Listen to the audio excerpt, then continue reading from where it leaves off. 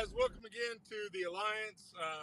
We were out Monday with technical difficulties, but we're back this week and back again as George. If you go back and watch our last episode, we talked about the Israeli conflict and how a lot of since we talked about it, George, it's tough for me. I think that you pointed out how a misunderstanding of economics, uh, not understanding why the interest rate is what it is, that the interest rate being higher because the church prohibited Christians charging interest, that all these things fed into anti-Semitism, and I wonder if that's really. Do you really think that that sums it all up? Because there is a religious uh, element to that animosity, but at the same time, that religious animosity could feed out of the economic animosity, uh, and it's hard for me Yeah. to. Yeah. So thanks for having me on your show again, so we can keep, talking about this vital subject, and scriptures. I think, I forgot which passage it is in the Bible, right? Where Jesus says, like, those of you who don't maybe follow my teachings, you belong to the devil, your father. I forgot the particular passage, where he's Right, talking to Jews and he says something like that. And, also in the Quran, for Muslims too, in the Quran there are many passages that clearly tell you that the non-believers, and I think it even throws the Jews, there are some passages that really, from a religious perspective, one could say are anti-Semitic, or they can be interpreted in ways that make it a sort of religious conflict. And so, I mean, that is part of the chaos that we have, that we can interpret, our scriptures in a way that have some conflict already embedded in them. But at the same time, too, there's the economic aspects, right? And all these other complex cultural things that are also factors. So, I mean, yeah, I mean, there are all many little factors that lead to all this bad blood. And, it's hopefully those of us with cooler heads who can properly interpret things and overcome some of these factors so that we finally have some kind of, like, prosperity. But I mean, you're right that it's not just the economic misunderstandings. There are some real, like, religious interpretations that have nothing to do with economics that help create, this conflict, yeah. and we'll get to the solution here in a second, but uh, so as you talk about it, and you brought up the Quran. The interesting thing is that Christianity and Muslim or Islam, uh, you don't have the degree, and historically you haven't had the degree of animosity uh, that you had toward the Jews. So that leads me to believe that economics really is at the heart of it, and that the religious differences are piled on.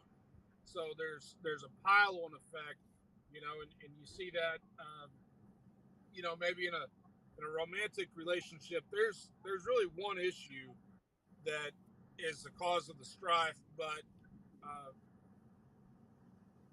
but then the other partner will pile on and say, well, also you don't know how to drive or whatever, and that's really not an issue at all, or maybe it is, but it's not the issue, but it's a pile on. If I'm making any sense to you, so I think you're exactly right, and I'm not. This wasn't scripted. I'm thinking about this in real time, and no, I think the religious element is piling on, is giving a post hoc argumentation because you don't understand the economics, so you don't know that you don't understand the economics, and so you're trying to rationalize. I don't like these money lenders. Why is that? Well, their ancestors killed Jesus, and that's what they run with. But anyway, uh, with all that being said, and if you want more of a refresher, go back to the last episode. It's the Alliance.live, uh, and our shows should be cataloged back there.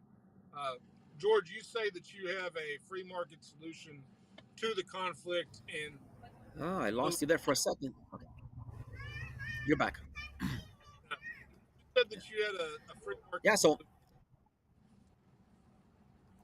yeah, so last time, right, we'll give a little 5 minute overview of what we talked about last time. Last time we really looked a little bit about the history and how some of these misunderstandings, ultimately lead to what I think is a flawed ideology, Zionism, you know. Mm-hmm. And we talked about some of the common misconceptions, right? Like, the Catholic Church for a long time had a ban on charging interest, or at least, a high interest, and that really wiped out Christian competition in the money lending and banking industry, and that made it so that the Jews would be overly represented there. And then people, because again, as we've been talking, because of economic ignorance, not seeing the great benefits that finance and banking does, it allows people to pool savings together to do really big projects, right? We would never be able to save enough money to buy a bunch of ships and go on some big expedition or create some big building if we were limited to the savings of just friends and family. So again, the finance and banking industry is really beneficial to society. But again, keeping up with our theme, if you're economically ignorant, you're going to hate the Jews when you have to pay back your loans. You're going to find reasons to dislike them and so ever, and so on. So that was one of the reasons why they were disliked. Then later on, when we got to like socialism and atheism, when we got to socialist movements, unfortunately, there were a lot of Jews, like Karl Marx. We talked about Karl Marx being, the most famous guy in there. And it makes sense too that Jews would be more attracted, to atheist ideology because, you have been a smaller minority, sometimes, ill-treated. And this ideology, oh, well, we're just going to be all irreligious and, we're all going to get along and we're going to get rid of these squabbles that have been oppressing you in the past. It makes sense that it would attract some of them a little more than others, leading to some inadvertent overrepresentation in the eventual Bolshevik calamity, because it was awful. I mean, we also talked about the unfortunate overrepresentation of Jews in not only in the Bolshevik Revolution, right? We had Trotsky, like I think half of the guys who voted to launch the October Revolution, they were like Jews. And we briefly talked about their overrepresentation in the Soviet secret police. That's very important as well. Like half of the top guys at the NKVD, they were Jews, and they were tasked with eliminating the people who they thought they had to get rid of. The businessmen,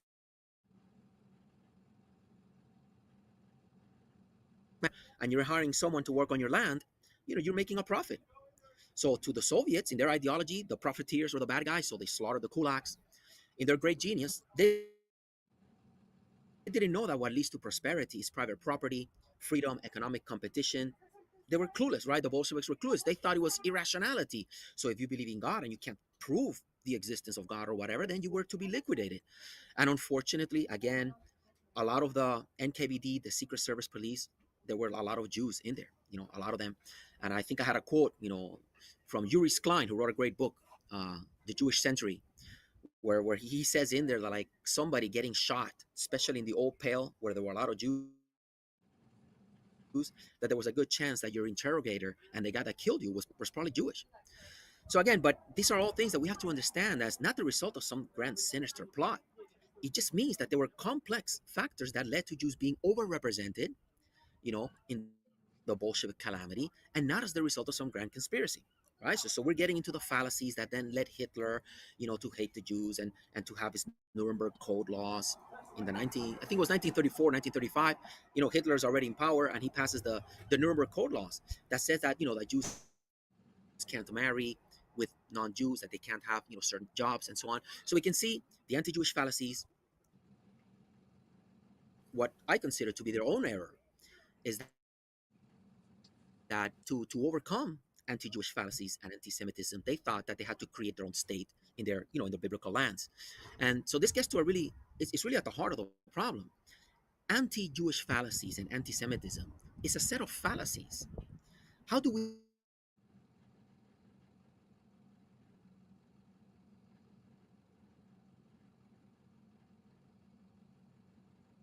them? By placing unequal treatment of women and so on, right? So that's how we overcome fallacies.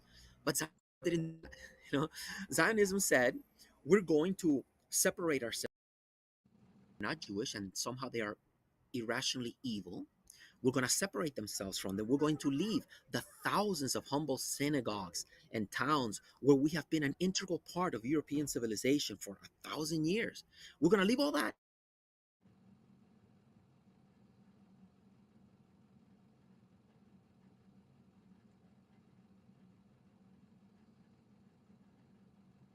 Our all our ideas and so on. So again, that was a mistake. Since you're not dealing with the intellectual fallacies, you're just piling on more reasons. Again, it's very important to recall that Zionism was overwhelmingly a movement. Although there were a lot of Christian Zionists, in the past, and we talked about that, it was still a movement that was largely run by a bunch of secular.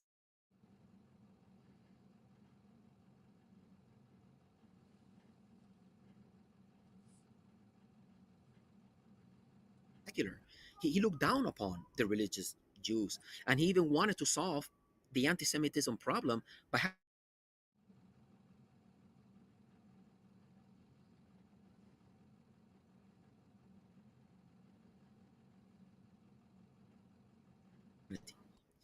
so again, atheists, and so that's a little bit, we're just refreshing on that history there. And I do want to throw one little quote that I do remember I didn't mention last time. So this is Theodor Herzl. Because again, a lot of people make the mistake of saying, oh, the Zionists, they're just a bunch of evil guys, they just want to take the land or whatever. But that wasn't the motivating factor of Zionism. It was a guy who really wanted to somehow make things better for Jews. It had nothing to do with some grand evil conspiracy. So Theodor Herzl was very wise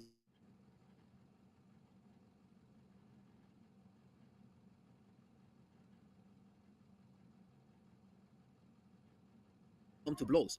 So this is what Theodor Herzl says, and I think it was a very wise quote. He said, "We are what the ghetto made us. We have attained preeminence in finance because medieval conditions drove us to it. The same process is now being repeated. We are once again being thrown into finance.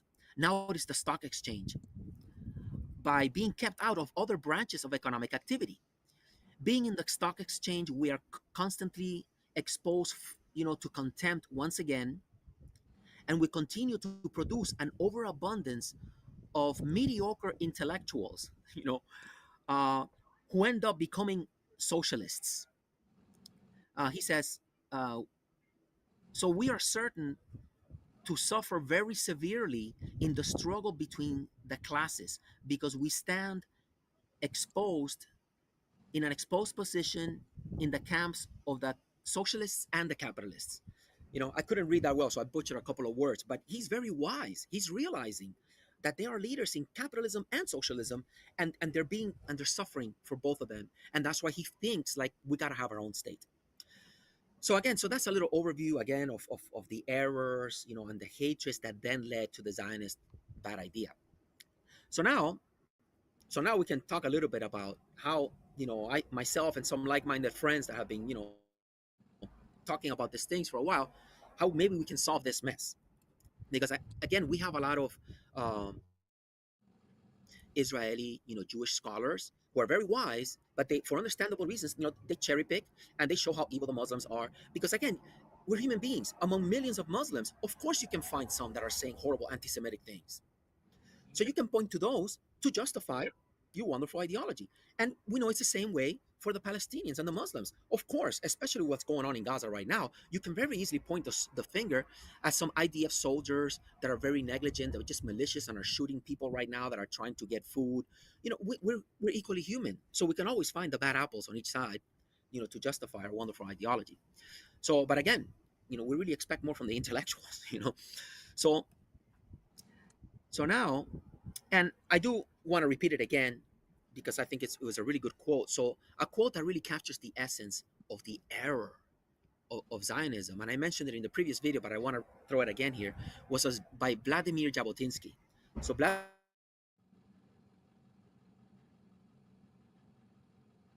Party, right? So, I think it was in 1923 or 1925, 1923, long before the rise of Hitler, because a lot of people make the mistake of thinking, oh, Zionism was needed because, Hitler and so on. But it's important to remember that Zionism, this idea that everybody else is so evil and we have to separate ourselves, existed long before the Nazis. So he mentions in a classic essay called The Iron Wall, right? 1923, he mentioned, there can be no voluntary agreement between ourselves and the Palestine Arabs, not now, nor in the prospective future. It is utterly impossible to obtain the voluntary consent of the Palestine Arabs for converting Palestine from an Arab country into a country with a Jewish majority. Culturally, the Arabs, are 500 years behind us. Hmm. They have neither the endurance nor our determination. We hold that Zionism is moral and just, and since it is moral and just, justice must be done, no matter whether Joseph or Simon or Ivan or Ahmed agree with it or not. There is no other morality. So I think it's a really great quote of capturing the essence of how this mentality began to make it a moral thing to support Zionism, very similar to how Lenin and the Bolsheviks thought it was moral to kill the capitalists, the people who didn't want to share, and so on. So we begin to see, you know. So, uh, whoa, sorry here. Okay, I'm so good. you want to jump in? Got a question or something? No, no, just you're on Okay, a roll. okay, thanks. So now, You're okay, so now like, let's talk about. Huh? I say you're like Scott Horton. Oh wow, thanks. Wow, that's the best compliment I've gotten. Okay, but Scott, Scott, it's incredible how he can get up there for like 2 hours and just like remember all these things. But he's way better because at least I got my PowerPoint presentation here, and he just knows all this.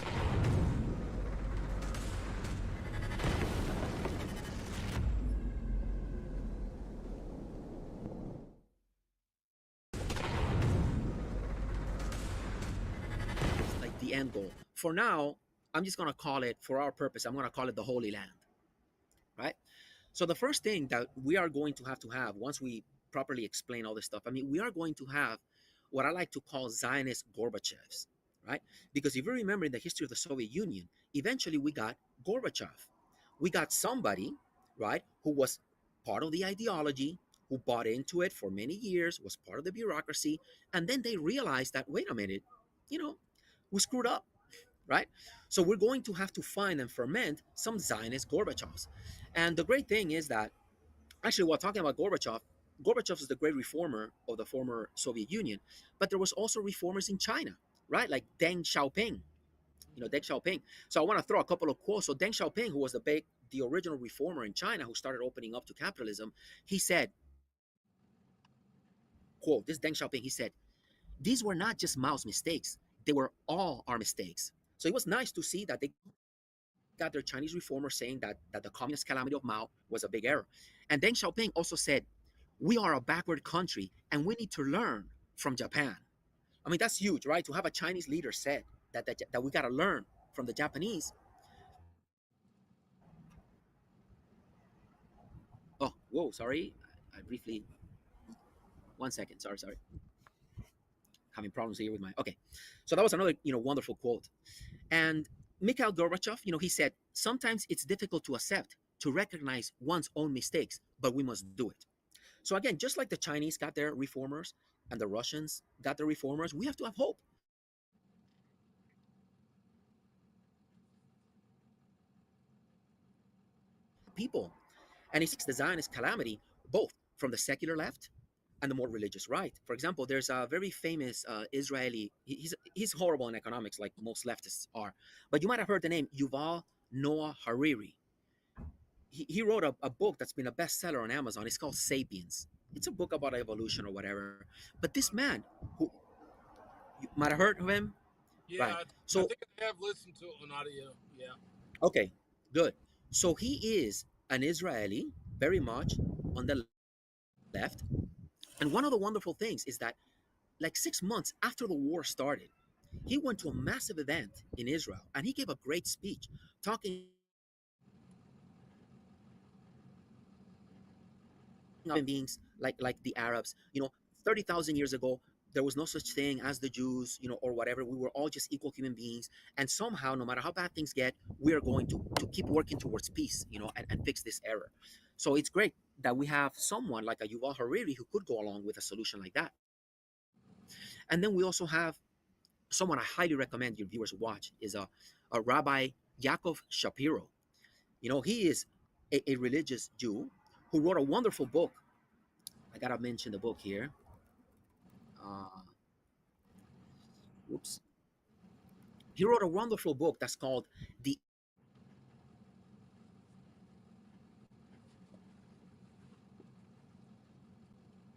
Answers to Identity Theft. He makes the great point that Zionism, it ended up like identity theft. It took over what it means to be a Jew. Because the Jews before Zionism, they were the Jews of Germany who spoke German and they felt at one with their fellow language speakers, the Jews of Spain who spoke Spanish and they felt at one with their fellow language speakers. But now we got the Zionists. They came over and they say, oh, no, no, no, you guys are not the real Jews. The real Jews have to live in their own place. We have to create our own thing. We have to create our own language. And Jacob Shapiro feels like, and again, this was done by a bunch of secular atheists like Herzl. So Jacob Shapiro is a real religious Jew that does a wonderful job of explaining how the Zionist secular new identity destroyed the real religious Judaism that gets along with others and wants to be people who are out there spreading the Ten Commandments, and the Word of God and so on. So it's a wonderful book. I really want to mention him. And he also has a great podcast that is called, um, oh, sorry, uh-oh. And his podcast is called, okay, I got it here. It's calling Committing High Reason. Just like committing high treason, it's called Committing High Reason. Very Yeah. cute. Yeah. So so not only do we need to have these thinkers from the left and the right and so on, so we also need our great free market thinkers that can help push these things. For example, there are Israeli free marketeers like Yaron Brook. He's a very great free market guy. Good. So I'm glad you recognize him. He, And he has he's not quite Austrian no, he's though. well, he's very free market. I'm sure he's very respectful of Mises and he buys into all that, but he's very much into Ayn Rand. Yeah, He's that's right. I remember right, that. right. He co-authored a book. What was that book? It was the justification for unfairness, something like that. I forgot. I mean, he's a prolific writer, right? I mean, he's written many books. But Ayn Rand runs through his writing. I mean, he channels Ayn Rand Yeah, just in an yeah, incredible way. Yeah. yeah. A little too much, but I don't want to. I don't want to get too much into that. But so Yaron Brook has even I recorded him. I mean, not myself personally, but there's video of him saying that he himself is not even a Zionist. He feels like if we had real freedom and an understanding of economics and real peace and prosperity, then the Jews wouldn't need their own state. So he himself has even said that he's not a Zionist. To him, Zionism is just a temporary measure of safety, while hopefully someday we have peace and we wouldn't need a Zionist state. So he's another Israeli born, somebody who served in the IDF, who could help us persuade further Jews that maybe someday we could have a single state. And another person that I think is just key to this whole mess is Palestinian born. Uh, he's the author of the Bitcoin Standard, which is like the best-selling book on Bitcoin. It's always a number one on Amazon. If you go to the Bitcoin category, I guarantee you it's like number one in there. And he has a great understanding. He's a fellow Austrian like us, way better. you so he has an incredible understanding of economics. And the amazing thing is that he is Palestinian. He was born in Ramallah. And I have a little clip of him talking about how we can move towards a one state solution.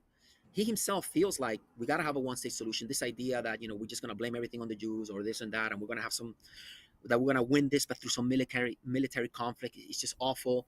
So he talks about growing up, being one of these young Palestinians who's throwing rocks at the Israeli tanks. So he has his own amazing story.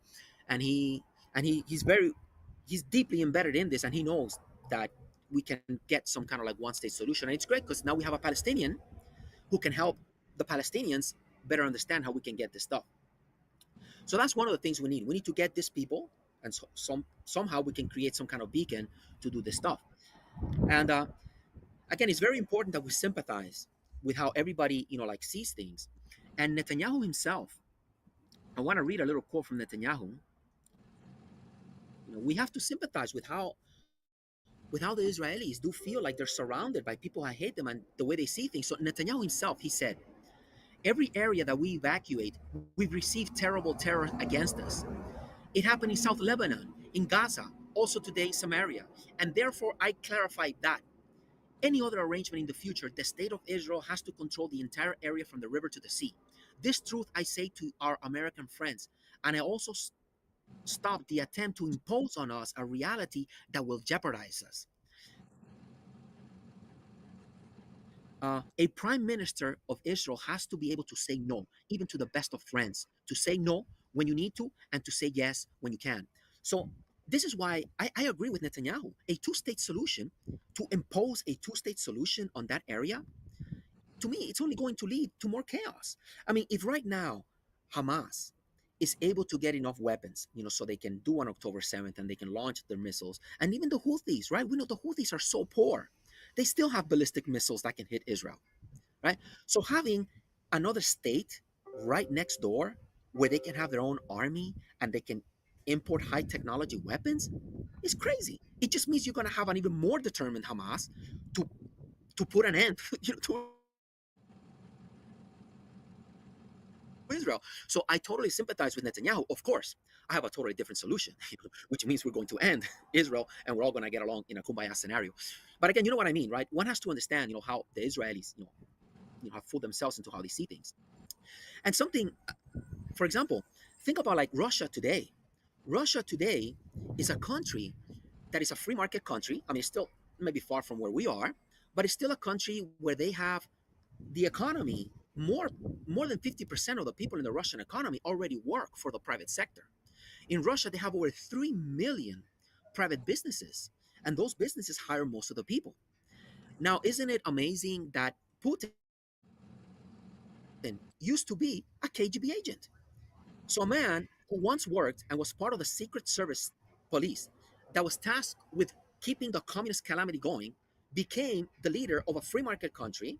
And Putin himself is very much for free market. He has a pretty good understanding of economics. I mean, he's no Javier Milei, but it should give us a lot of faith. Maybe someday we can have the Holy Land and even a former Mossad agent maybe the leader of this new country where everybody gets along. So I just wanted to throw that in there. And there's also another great, yeah, No, I said I like it. Yeah. yeah. Another great potential Gorbachev that I want to mention is Yaakov Sharet. So Yaakov Sharet is the son of the former Israeli Prime Minister Moshe Sharet, and Yaakov Sharet, he's a relatively well-known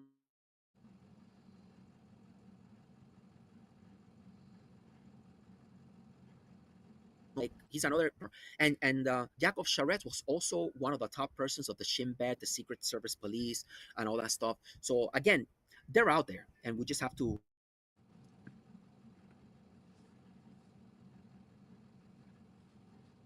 Uh-oh. I'm gonna get this happen. So again,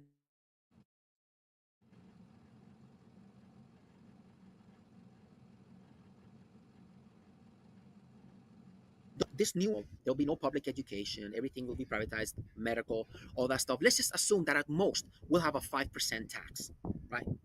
The most will be 5%, just enough, to keep some major roads across the whole thing, some Supreme Court type of stuff. It'll be our ideal free market minarchist state. Now, why do we need this, right? If we're going to have everybody living together, now you and I know that it can't just be a democracy where there's that famous quote from Thomas Jefferson where 51% of the people can take away the rights of the other 49. I mean, we know that democracy is just another form of like socialism, right? Where you have a big mob now, oppressing a smaller minority. And we do not want to turn this future, the Holy Land, into something like South Africa, where now Right. you have a majority of understandably resentful blacks that maybe they're passing laws that are now. I mean, we've heard of the plight of the white farmers over there. I don't know how much of it is exaggerated, but I mean, you get the point. So we need to have a free market, low tax state so that the Jews don't have to worry about anybody taking away their wealth. Because we know that if we have a big welfare state, we can have a lot of wealth. But if we have a big welfare state, we can have a lot of wealth. And we know that if we have a big welfare state, we can have a lot of wealth. Because we know that if we have a big welfare state, we can have a lot of wealth. And we know that if we have a big welfare state, we can have a lot of wealth.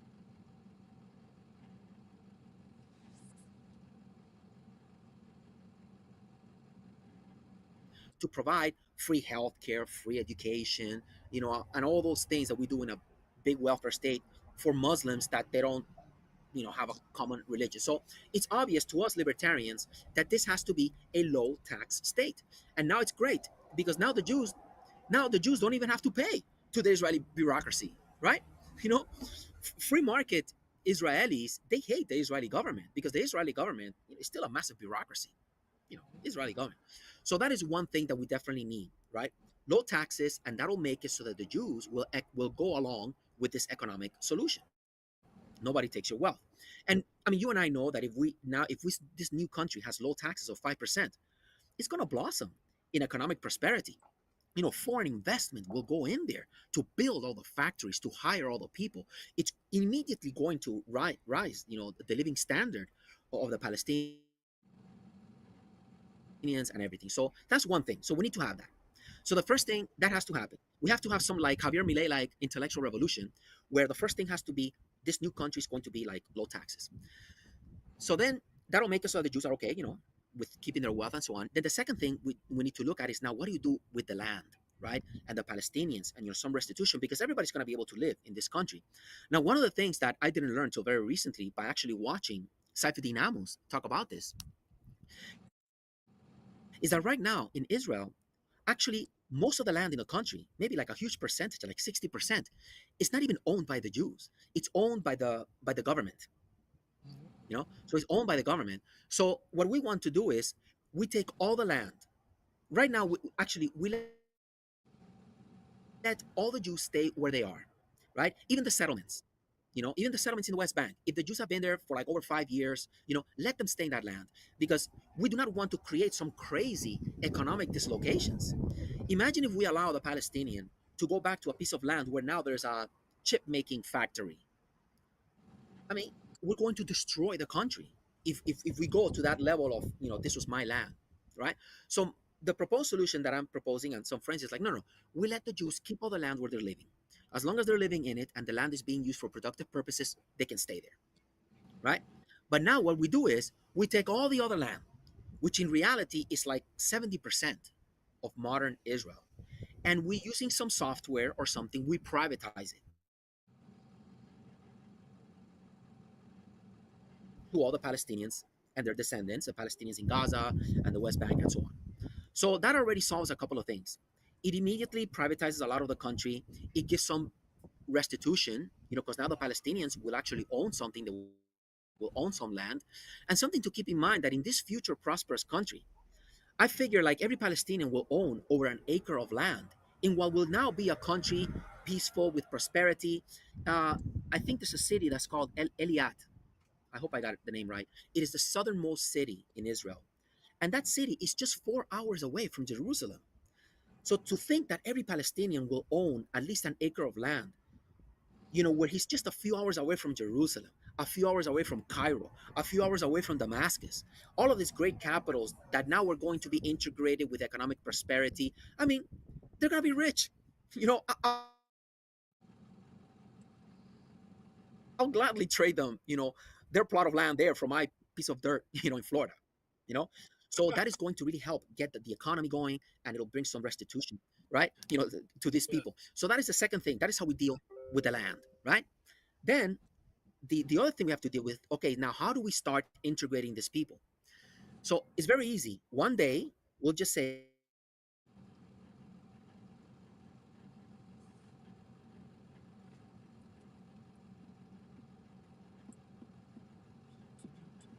citizenship into this new country that we have created to all the women, young children, basically non-military age males, in Gaza and the West Bank, because again, we're all concerned about potential bad blood. I mean, if you just pull the plug in one day, I mean, who knows? They might have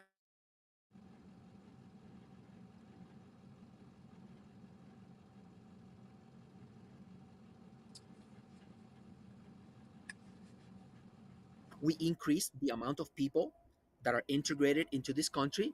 And I have a feeling things are going to go so smoothly. 4 months down the line, we're done. We'll pull the plug, and now everybody can just go back. All the Palestinians can go to their little land titles, and everything will be integrated, and kumbaya. So I mean, that's pretty much the basics of the solution.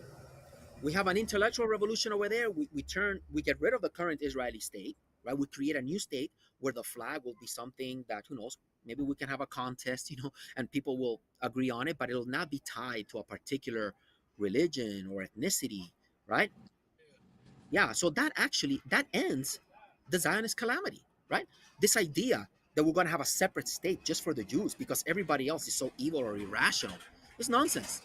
You know, we get rid of that. And I forgot, these are very important parts of the solution as well. We build Ludwig von Mises a massive 20-foot solid gold statue, okay, and we put it in front of the Western Wall, okay, to constantly remind people all over the world, who the real intellectuals are. And it's great because Jewish. I mean, Mises is Jewish, and we also renamed Ben Gurion Airport to Murray Rothbard Airport. Okay, Yeah, I mean, wow. Well, so that's it. so so what you're talking about is you're not dealing with Israel and the Jews, and you're not really dealing with the Palestinians. You're dealing with individuals. Exactly right, because we're libertarians. We understand how individuals can get along, regardless of whatever identity they pick up. And another thing is, like, I'm sure you've seen like pictures of like Dubai. Dubai 30 years ago, it was just a little desert, and in 30 years, it's now this massive metropolis. And I'm sure the Dubai state is still a massive bureaucracy. So we can expect this new state to like skyrocket in prosperity. But again, the key thing, you and I can see this prosperity because we understand. We're both Misesians. We got lucky. We stumbled upon these people. So if we can spread the same understanding of economics, we can get more people to go along with this and become a great beacon. Well,